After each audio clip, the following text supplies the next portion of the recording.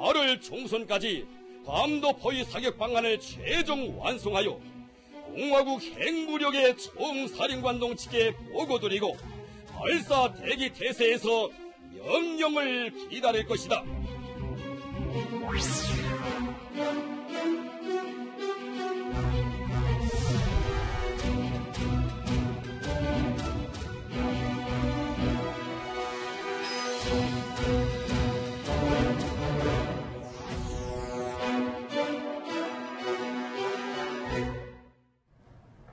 자, 북한은 이 미국 영토이죠. 괌에 대한 포위 사격 시나리오를 이미 공개를 했습니다. 지금 보고 계십니다. 일각에서는요, 북한이 앞으로 단계적으로 긴장의 수위를 점점 더 끌어올릴 것이다 라고 예측을 하고 있는데, 자, 이미 공개된 시나리오입니다. 8월 중순까지 전략군의 사격 방안을 최종 완성했고, 그리고 김정은에 보고를 하고 김정은의 결재가 있으면 미사일 4발을 동시에 발사할 것이다. 이렇게 주장을 하고 있습니다. 자, 이렇게 어떤 카드를 던져놨습니다.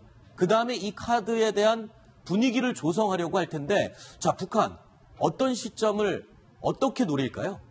예, 기본적으로 이제 처음에 이제 저걸 이제 만들겠다고 한 거를 처음으로 한번 얘기한 거잖아요. 그랬었죠. 그러면 이제 만들어서 성안을 해가지고 보고를 하면 또 한번 우리가 준비가 이렇게 됐다 하는 네. 얘기를 할 수가 있을 것이고, 그 다음에 만약에 김정은 위원장이 그걸 결재했다 네. 하면 또 한 번 또 얘기할 수 있는 그걸 거죠. 또 열심히 떠들어야 되겠죠. 예, 그 사이에는 아마 제가 보기에는 미국과 계속적으로 서로 말폭탄이 오갈 가능성이 높죠. 서로 네. 에스컬레이팅 하면서, 그리고 마지막에는 이제 실행하는 그런 단계가 있을 텐데, 네. 만약에 저게 실행이 된다면은, 즉 다시 말해서 괌섬을 앞뒤로 해가지고 네. 40km씩 떨어뜨려가지고 비록 공해상에다가 떨어뜨린다 하더라도 네. 화성 12호를 만약에 저기다 발사를 한다면 미국은 저것을 미국에 대한 선전포고로 간주할 가능성이 높다고 봅니다. 네. 네.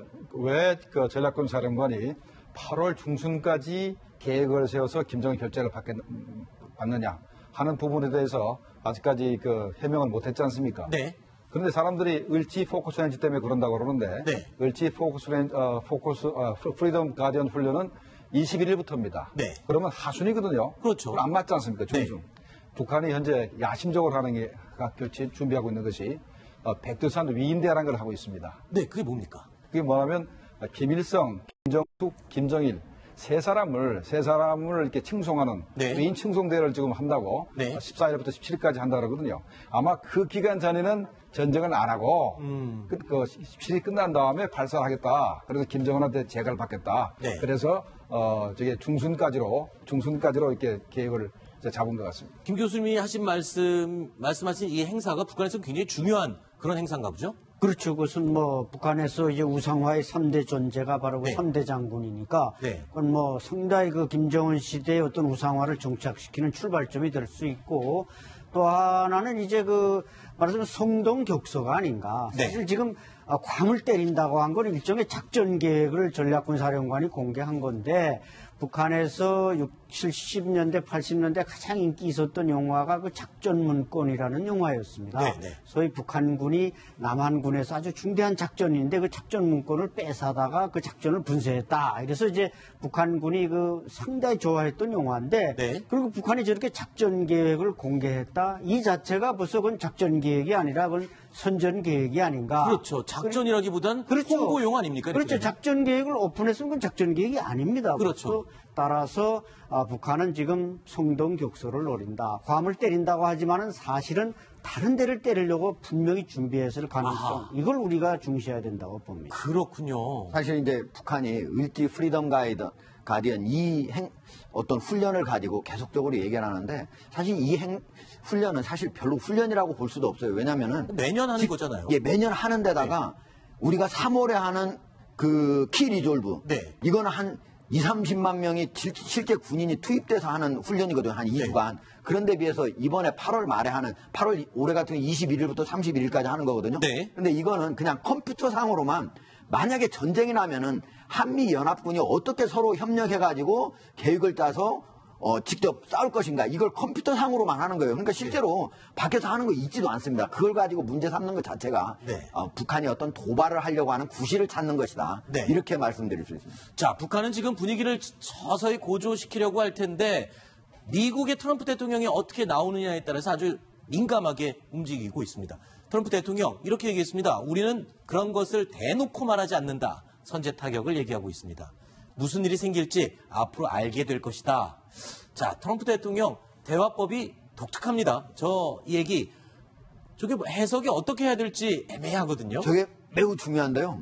지금 그런 것을 대놓고 말하지 않는다. 선제 타격을 그러니까 내가 할지 안 할지 그리고 한다면 언제 할지 이제 현대 주간 현대에 나온 구구절에 하겠다 이런 게 믿기 어렵다고 하는 이유가 뭐냐면 만약에 선제 타격을 한다면 우리가 알게 되는 시점은 선제 타격이 끝난 다음일 겁니다. 아하. 그 전에 얘기한다고 하면 북한이 그걸 준비하고 있을 거기 때문에 어떤 사람이 얘기를 하겠습니까? 네. 가장 상대를 어렵게 하는 것이 내가 unpredictable, 즉 다시 말해서 내가 상대가 나의 행동을 예상할 수 있는 겁니다. 네. 그래서 트럼프는 가장 자기의 장기로 여기고 있는 게 내가 예상할 수 없는 사람, 예측할 수 없는 사람이다. 네. 그래서 언제 그걸 할지, 과연 할지 안 할지, 네. 과연 북한이 지금 미국의 레드라인을 넘은 건지 안 넘은 건지 네. 이런 것들에 대해서는 절대로 얘기하지 않고 이미 실행한 다음에 알려주겠다는 겁니다. 네.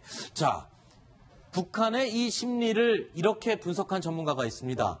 CIA 전 북한 분석관이었는데 로버트 칼린이라는 인물이 이렇게 얘기를 했습니다. 북한은 최대한 극적인 것을 선택할 것이다. 앞으로 더 드라마틱한 전개와 성명 발표 그리고 사건들이 이어질 것이다. 자, 이 얘기는요. 조금 전에 안찬일 소장님이 하셨던 그 말과 통하는 것 같습니다. 그러니까 작전 계획을 밝혔다는 것은 이미 작전이 아니다. 그렇죠. 즉 홍보용 선전용이다. 그러니까 이 CIA 전 분석관이 얘기하는 것과 같군요. 어떻게든 제일 극적으로 홍보를 그렇죠. 하기 위한. 바로 좀 전에 트럼프가 말한 그게 바로 작전이고 네. 또 저 CIA 분석관의 말도 상당히 일리가 있는 것입니다. 저런 말을 우리가 잘 분석해야 되는데 사실 김정은으로서는 지금 북한 내에서 자기 인민들로부터도 지지를 못 받고 있습니다. 노동자, 농민도 자기 말을 안 듣는데 어떻게 보면 트럼프가 국제 무대에서 자기 말을 잘 들어준단 말입니다. 그리고 또 자기 리더십이 상당히 올라가는 것 같은 이런 착각에 빠져 있는 게 현재 김정은입니다. 네. 그렇기 때문에 이때까지 뭔가 이스칼레이션한 자기 선전이 하나의 작품으로 나타나는 것만은 아하. 분명히 가지고 있을 거고 네. 그런 점에서 그가 노리는 드라마틱한 게 과연 무엇인가 네. 그걸 우리가 이제 간파해야 되는 거죠. 뭘까요? 혹시 좀 예측 가능한 게 있을까요? 글쎄요, 소장님 괌을 얘기가- 때린다 그래 놓고 무슨 다른 저 하와이를 때릴 수도 있고 네. 분명히 김정은은 성동격소하지 분명히 말한 대로 지금 공개한 대로 하지는 않을 것이죠. 네. 그러니까 우리가 2013년도 북한이 3월달에 그때 3월달에 준전 상태를 선포하고 네. 정전협정을 백지화한다라고 선언을 했지 않습니까? 네. 그러면서 굉장히 그 한반도 전체를 전쟁 분위기로 몰고 갔었어요. 네. 북한 주도로 그렇게 했었죠.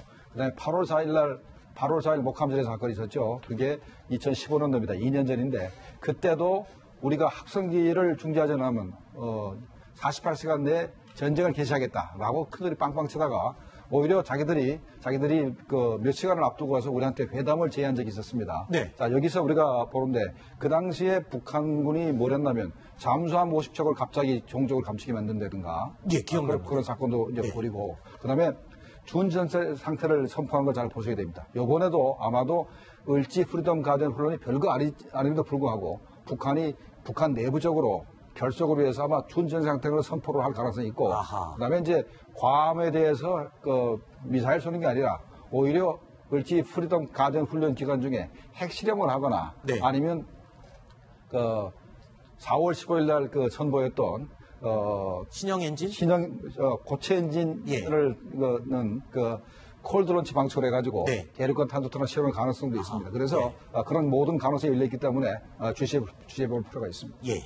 지금 아마 시청자들이 과연 북한이 올해 가을에 무슨 일이 있길래 이렇게 계속적으로 미국과 서로 전쟁 상태로까지 올라갈 정도로 계속 말폭탄을 주고받을까 네. 이 부분에서 궁금해 하실 것 같아요. 네. 왜 그러냐면은 지금 우리가 북한이 ICBM을 쏜 다음에 유엔에서 안보리 2371호를 결의하지 않았습니까? 네. 근데 이게 그대로 잘 만약에 준수가 된다면 북한의 수출이 3분의 1이 줄어듭니다. 좀 굶어 죽을 판이죠. 30억 달러 정도씩 수출하던 게 20억 달러로 줄어들어요. 10억 달러가 없어지는 거죠. 그 중에서 가장 핵심이 철광석, 석탄 이런 거거든요. 이거 언제 중국이 사가느냐? 가을, 늦가을 되기 시작하면은 많이 사가야 됩니다. 아하. 그잖아요. 네. 근데 그것을 이제 못 사가게 되는 거예요. 네. 그러니까 지금 현재 북한으로서는 이런 가만히 있으면은 2471호 유엔 안보리 결의안에 의해서 엄청나게 경제적인 타격을 입을 수밖에 없다. 아하. 그거를 만약에 가만히 있는다 하면은 북한의 김정은 지도자로서는 야, 미국과 유엔에서 이렇게 하고 있는데 가만히 있을 것이냐 하는 거에 대한 불만이 있을 수밖에 없어요. 네. 그러니까 이런 것들을 통해 가지고 네. 어떻게 해서든지 이런 위기를 극복하고 있다는 것을 보여줄 수밖에 없다는 겁니다. 그 얘기 들으니까 좀 이해가 되네요. 왜 하필 올 가을이냐? 이게 단순히 핵과 대륙간 탄도 미사일 가지고 협박을 하는 뭔가 이유가 있을 거 아니냐 생각을 했는데 이해가 좀 되는 것 같습니다. 네, 그다음에 더군다나 북한은 전쟁 분위기를 조성하면은 네. 우리나라 같으면은 경제 성장률이 떨어지게 되죠. 네. 북한은 전쟁 분위기를 조성하면은 성장률이 올라갑니다. 아하. 인민들을 동원해서 일도 시키고 하기 때문에 그래서 북한은 김정은 입장에서는 일석이조죠. 자기 권력도 기본도 튼튼히 하고 경제도 지금 좀 여기 우리 패널들 얘기를 듣다 보니까 지금 저희가 보여드릴 이 영상 이제 좀 이해가 되는 것 같습니다. 지금 북한이요 어제부터 지금 내부 결속을 위한 여러 가지 행사를 하고 있습니다. 무려 10만 명의 인민이 모인 군중 집회를 어제 열었는데요. 먼저 영상 잠깐 보시죠. 무적이 총대로 날강도 미제가 세기와 세기를 이어 우리 인민 앞에 저지른 죄악을 1100배로 결산하고야 말 것입니다. 안 소장님, 지금 얘기 들었던 그대로인 것 같습니다. 그러니까 김정은이 내가 지금 통치를 잘하고 있다. 이런 걸 지금 뭔가 보여주려고 하는 그런 의도가 보이네요. 그렇죠. 아주 전체 인민과 군대와 경찰 모두가 자기에게 충성하고 따를 수밖에 없는 그런 리더십을 만들겠다는 건데 이제 네. 그 모습은 바로 인민무력성 총사 앞에서 군인들이 이제 집회고 네. 바로 총참모장 이명수 차수가 연설하는 모습인데 그러니까 10만 군중이 김일성 광장에서 하고 또 인민무력성에서도 하고 또 경찰격인 인민보안성에서도 하고 이래가지고 완전히 그 자기 시대에 뭔가 인민들이 잔뜩 긴장시켜서 김정은을 보좌하지 않으면 우리 다 죽는다. 네. 이런 어떤 분위기를 조성하다는데 이번 그 정치 선전의 주요 목적은 그렇군요. 근데 이상한 건요. 저렇게 김정은이 내부 결속을 하고 선전을 하고 인민들의 마음을 달래려고 하는데 지금 어제 보도를 보면 북한 주민이 또 지금 귀순을 했어요. 그리고 최근에 데이터를 보면은 다른 때보다 유난히 귀순하는 사람들이 많아지고 있다. 이런 얘기가 들리거든요. 네, 특히 뭐 국경을 좀 봉쇄하니까 지금 휴전선이나 해안을 통해서 이렇게 탈북해 오는 사람들이 많은데 저것은 사실 어떻게 보면 군인도 있고 민간인도 있는데 대체로 20, 30대 젊은 사람들이 많다는 것입니다. 이걸 네. 보면 그 사람들이 김정은 체제에 대해서 동의하지 않고 있고 뭔가 불만과 항고를 탈북으로서 선택한다. 이런 면에서 볼 때는 또 김정은이 아무리 발광을 해도 실제로 북한 주민들의 어떤 동의나 충성심을 이끌어내는데 문제가 많다. 네. 이런 걸 이제 암시하는 것입니다. 네. 실제로 아까 교수님이 잠깐 말씀하셨는데 이 북한이요. 지금 간부들은 비상대기 태세를 지금 선포를 한 상태라고 하면서요. 예. 지금 북한은 7일에 네. 전체 당 중앙군사위원회에서 비상대기 명령서가 모든 간부들한테 이렇게 내려가가지고 네. 현재 뭐 그냥 군인뿐만 아니고 일반 그런 행정기관에서도 아주 비상대기를 하고 있다고 자유아시아 방송이 8일 보도를 했습니다. 네. 또 이 뭐 항공기에서 노동신문을 미리 찍어놨다가 대량 살포를 했다. 뭐 이런 얘기도 들리는데 그건 왜 그런 건가요? 예, 저것은 이제 북한이 역시 프로파간다를 아주 긴박하게 움직인다. 네. 그러니까 북한이 헬리콥터를 동원해서 이렇게 신문을 나르는 건 최소한 1월 1일 김정은이 신년사를 한 다음에 그걸 북한 주민들과 군인들에게 학습시키기 위해서 헬리콥터가 한번 1년에 뜨는 적이 있는데 근데 지금은 뭐 신년사도 아니지 않습니까? 아닌데 저렇게 이번에 뭔가 출판물 노동신문을 그러니까 저런 뭐 군중대회나 김정은의 어떤 지시나 이런 걸 담아서 긴급 인쇄해서 나른다는 건 역시 분위기를 상당히 긴장 국면으로 조성하려는 그런 일환이라고 할 수 있습니다. 이게요. 제가 가지고 나온 게 이제 오늘자 노동신문이거든요. 네네, 오늘자 노동신문인데 노동신문이 원래 6페이지가 나와요. 네네. 그 중에 4페이지를 모두 평양 군중대회의 그 화보로 이렇게 만들었습니다. 네. 하나는 바로 이제 그 인민무력성의 군인들의 지피를 똑같이 2페이지에 걸쳐서 제목을 똑같이 해놨습니다. 제목을 네. 똑같이 해가지고 제목을 뭐라고 했냐면 백두산 총대로 날강도 무리의 전쟁 광증을 단호히 짚으시고 반미 대결선에서 백승을 떨치자 네. 하는 얘기하고 똑같이 그 다음에는 이제 아까 저 인민보안성 네. 여기에서도 한 거를 똑같이 2페이지에 걸쳐 가지고 같은 제목으로 네. 이렇게 한 경우는 매우 이례적인 상황입니다. 네. 저 노동신문이 배포되면은 전국의 노동자, 농민이 아침에 한 사람이 그걸 읽으면 다 그걸 공부를 하게 되거든요. 네. 지금 그러니까 급박하게 노동신문에 나온 것들을 인민들한테 전달해가지고, 이렇게 전쟁 분위기, 이런 분위기를 조성하기 위해서 이렇게, 정말 특이한 행동을 한다고 생각합니다. 네. 그렇군요. 자, 그런데 조금 이해가 안 되는 게 있습니다. 지금 북한에서 저렇게 이 내부 결속을 다지고 외부로는 지금 말폭탄을 쏟아내면서요. 우리 남한을 향해서 이런 요구를 했습니다. 지난해 집단 탈북을 했던 북한 식당 여종업원들 있지 않습니까? 이 가운데 한 명을 우리 정부가 강제로 결혼을 시켰다. 그러면서 그 여종업원들을 빨리 돌려보내라. 이러면서 주장을 하고 있는데 좀 뜬금없는 것 같습니다. 지금 이 상황에서 한반도 전쟁 위협이 일어나는 이 상황에서 아니 지난해 넘어온 북한 식당 여종업원들에 왜 이렇게 집착을 하는 겁니까? 그렇죠. 제가 볼 때는 아마 북한이 노리는 그 꼼수가 딱 한 가지 있는데 네. 소위 저걸 이제 우리 국정원이 납치해왔다고 북한이 주장하지 않습니까? 네. 그래서 새 정부가 들어서서 지금 우리 국정원에 뭐 적폐니 뭐니 하면서 새 정부 개혁 프로그램에 저게 들어있으니까 네. 결국 지난 정부에서 납치해간 사람이니까 이번 정부에서는 좀 돌려보내달라. 네. 이거 정말 시도 맥히지 않는 얘기죠. 네. 저 사람들을 돌려보낸다는 것은 돌아가겠다고 말하는 사람도 있을리 만무하겠습니다만은 네. 우리 정부가 어떻게 저 사람들을 돌려보냅니까? 저것은 그야말로 자기 자식을 옷을 벌거벗겨서 사자 우리 속에 집어넣는 거나 똑같기 때문에 네. 그럼에도 불구하고 뭔가 우리 대한민국 정부도 한번 핸들링 해보겠다. 네. 저런 속셈이 자꾸 북한이 저걸 들고 네. 나오는 이유라고 보여요. 아까 우리 탈북한 12명 여자공원 갖다가 강제 결혼시키는 소리를 지금 하지 않습니까? 네. 작년도는 또 단식생하다가 한 사람이 굶어 죽고 네. 나머지가 전부 다 북한으로 돌아가겠다고 단식생 한다고 그랬지 않습니까? 네. 그거 보면 참 어처구니가 없어요. 지난번에도 제가 톱10에서 최초로 얘기를 해서 그때 북한이 더 이상 주장을 못하고 우리 국민이 흔드는 거 제가 막아줬었습니다. 네. 그 당시에 이거는 현재 조사를 잘 받고 있고 네. 다들 포동포동 살이 쪘다는 얘기를 하는 바람에 다들 조용히 됐거든요. 네. 마찬가지로 저것도 지금 결혼설도 말도 안 되는 얘기인데 저거는 대응할 필요가 없습니다. 12명 전부 다 대학생이고 대학에서 공부 잘하고 있습니다. 아, 그렇군요. 자, 지금 우리 또 김정곤 교수님께서 얘기를 해주셨습니다. 12명 다 지금 학교에서 열심히 공부 잘 하고 있답니다. 12명의 북한 식당 여종업원들. 그런데 이 얘기가 또 좀 걸립니다. 그러니까 이 이산가족 상봉 행사와 식당 여종업원들을 다시 북구로 돌려보내라라는 것을 엮어서 지금 주장하고 있거든요. 아니, 왜 저렇게 저 사건에 집착을 하는 겁니까, 북한이? 그리고 이제 저거는 이제 일단 이산가족 상봉 행사에 절대 응하지 않겠다는 그렇죠. 의도를 드러내는 거고 네. 또 하나는 왜 지금 그 중국에서 있었던 식당 종업원들이 집단 탈주한 거에 대해서 북한이 상당히 저렇게 신경을 쓰고 있냐면요.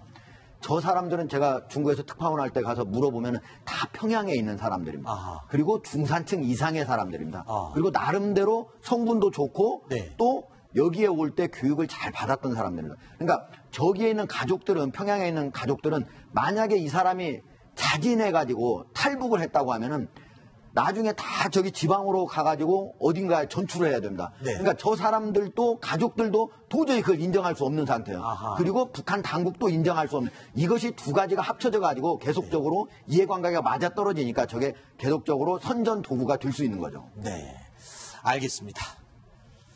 자, 세 가지 이야기 살펴봤고요. 이제 네 번째 이야기가 준비되어 있습니다. 자, 네, 다음 소식 화면으로 확인해 보시죠.